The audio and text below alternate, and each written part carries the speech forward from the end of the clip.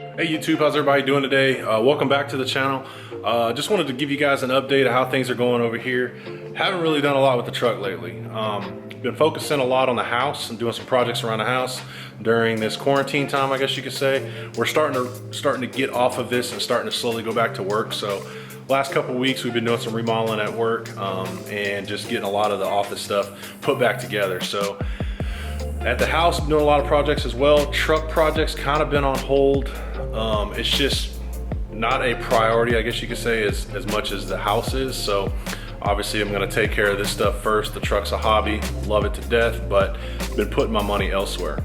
So I've done a few projects around the house. I'll show you guys a little bit of what's been going on and then explain a little bit further in depth.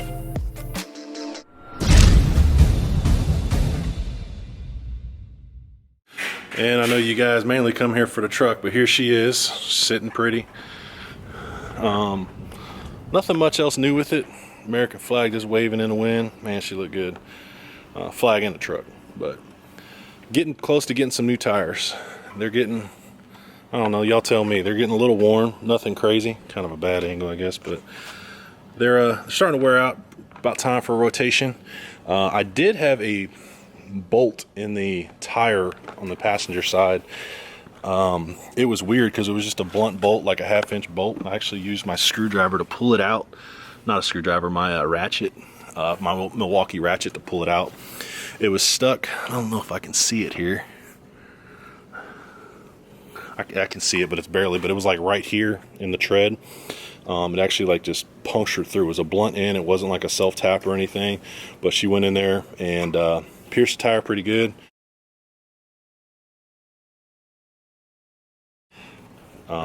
I saw it when I was walking across to my buddy's house. I saw it sticking out and just did a quick repair on it, you know, with what do they call it? Like the quick tire repair thing. Not like a plug, but like the beef jerky looking stuff, and just jammed it in there and she was good to go. If you guys can see behind me, got that pretty girl yesterday, Husky toolbox. Kind of outgrew my lap.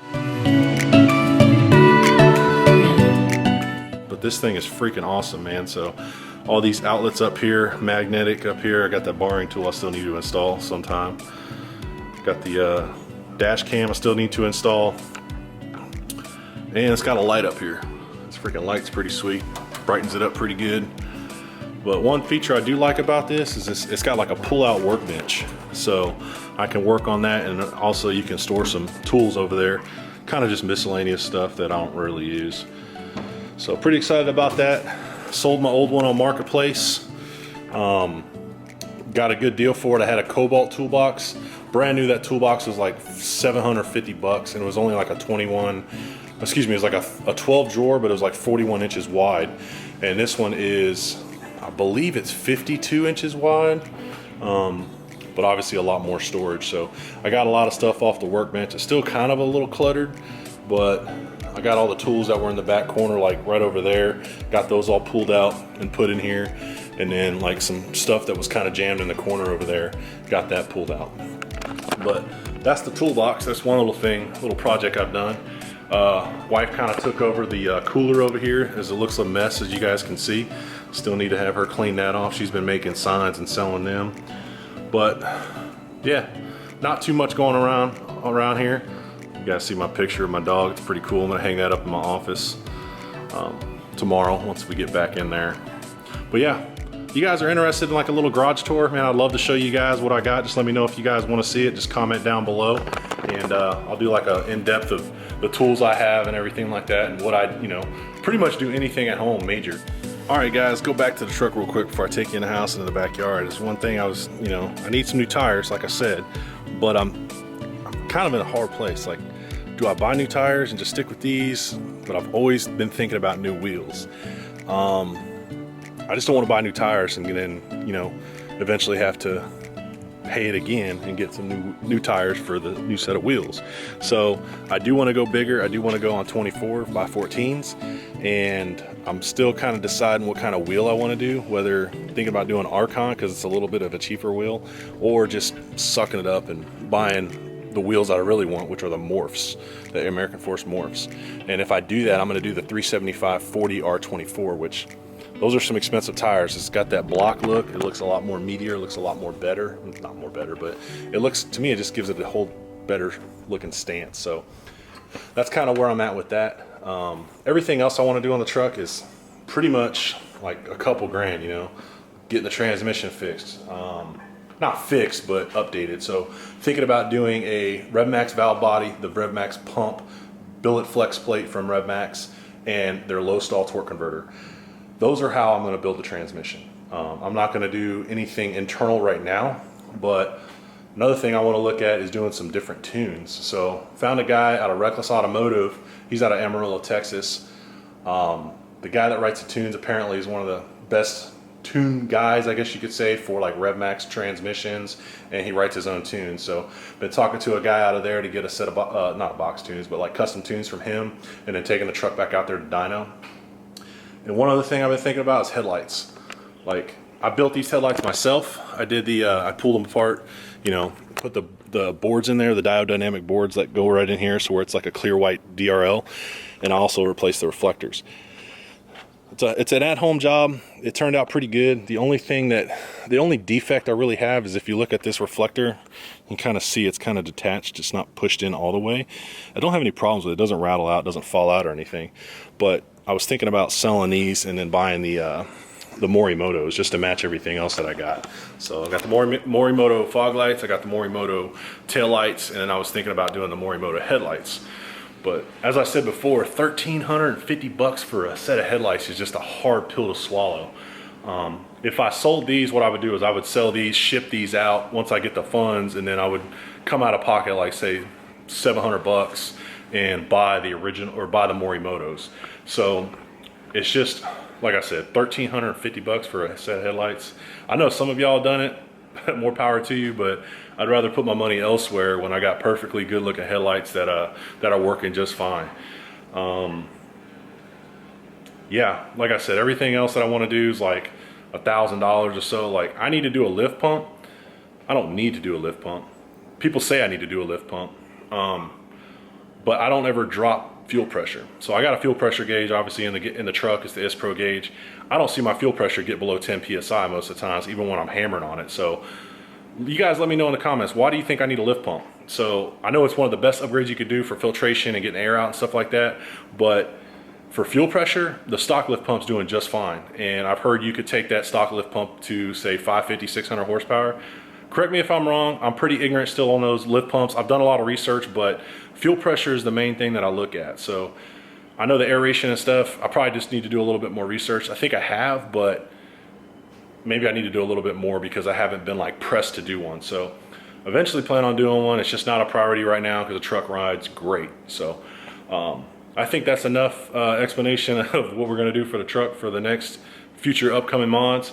And what I'll do is I'll take you guys inside the house and I'm gonna show you guys one of the other projects I've been working on upstairs. So here we go. Come on, Tuck, let's go, bud. Got to get him inside. I don't want to leave him out here. So I don't know if I brought you guys in here before, but this is the house. I'm gonna go upstairs. Project. So I got this door right here, and I got this unfinished bonus room. So we'll take you guys up here. Tucker's running off. He don't like the vacuum that's sitting right here. So when I bought this house, this is kind of one of the selling points of it. It was just it's a bonus room that's studded and framed. It's just not finished yet. So got a lot of stuff to do, and it's very doable. It's just obviously time and money, right? And I haven't really invested a lot of money into this. So over the past week, I did some work up here. May not look like much, but it's kind of turned into a storage area. You know, I see a lot of the emission stuff that somehow fell off my truck. But coming over here, one thing I did do was the wiring. Hung up some boxes, ran some wires through the studs. My buddy Mark's gonna come over here and wire it all up for me.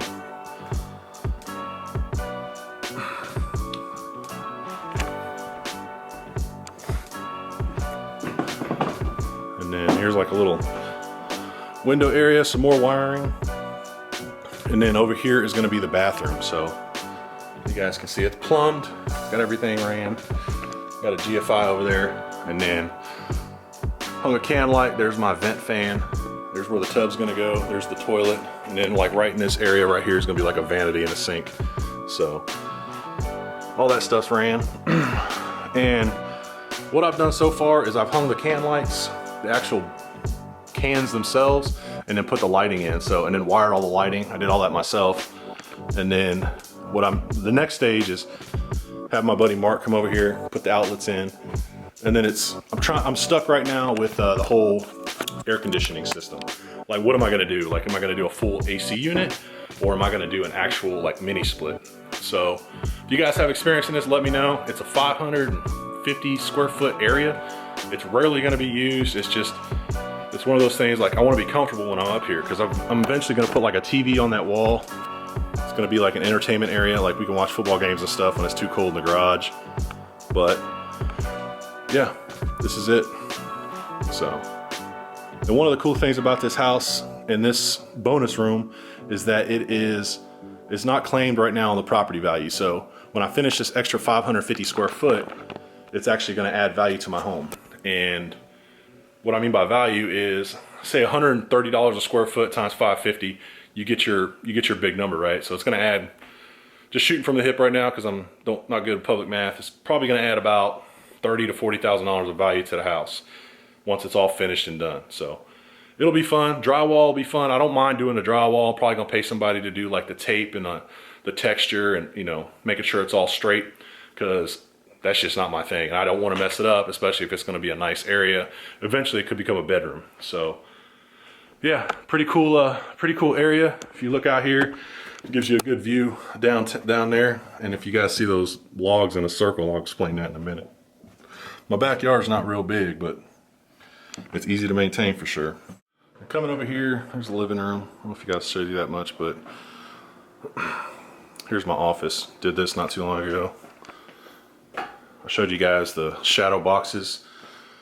Got my grandpa's uniform, my dad's uniform, and then I built this table probably about a month ago with my buddy down the street. So what we'll do is I'll walk out to the backyard now, show you guys what our next project is. Tuck.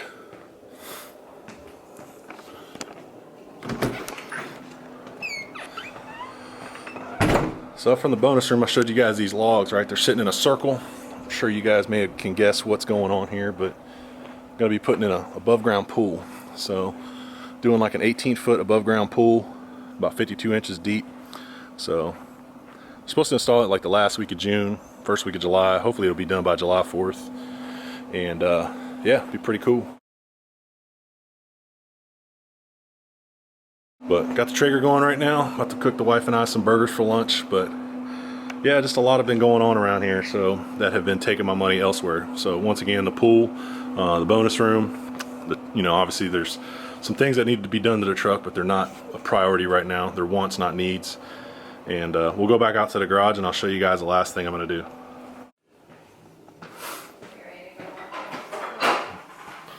All right, back to the garage. And we're here again. So last thing I want to do out here is I'm thinking about getting the floors coated, like doing an epoxy coating. I know they sell those kits at like Home Depot or Lowe's, like the Rust-Oleum kits, where you like do the epoxy and then you put like the sprinkles and stuff in it to make it look pretty. But I had a company come out and give me a quote to actually do it professionally. And I'll put some pictures up, show you guys exactly what I'm looking for. And man, it's gonna be it's gonna look awesome.